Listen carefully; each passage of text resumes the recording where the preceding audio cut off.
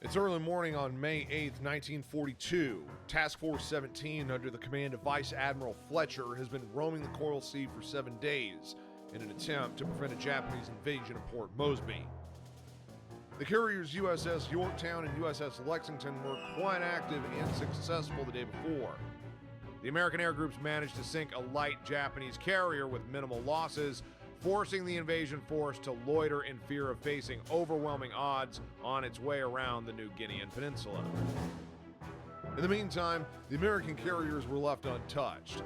Japanese search efforts were rendered fruitless due to a number of mistakes and communication hurdles. Despite being spotted, Task Force 17 managed to escape the attention of enemy air power, as bombers from Rabaul focused fruitlessly on the Anzac Surface Combat Squadron, led by Admiral Prose, standing guard on the road to Port Moresby. As for the main Japanese carrier force, they attacked in droves the oiler USS Neosho and her escort USS Sims, mistakenly identifying them as a carrier force. Realizing their blunder, the Japanese aircraft launched a late afternoon search and destroy attack against the American carriers. Lost in bad weather, they were intercepted by American fighter cover and suffered crippling losses.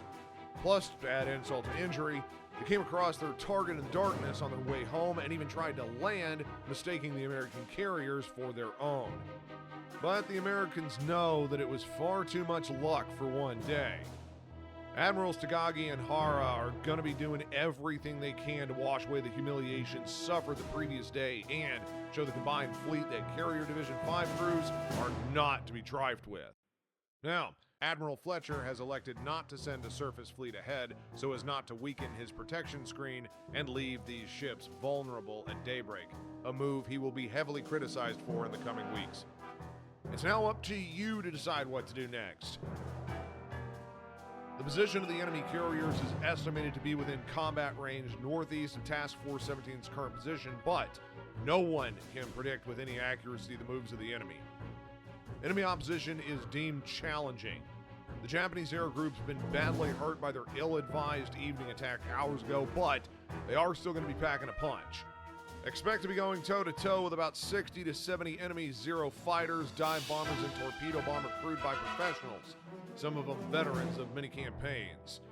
As for the Americans, your own air groups are in good shape but are still suffering from a low number of available fighters, which will force you to make some tough calls.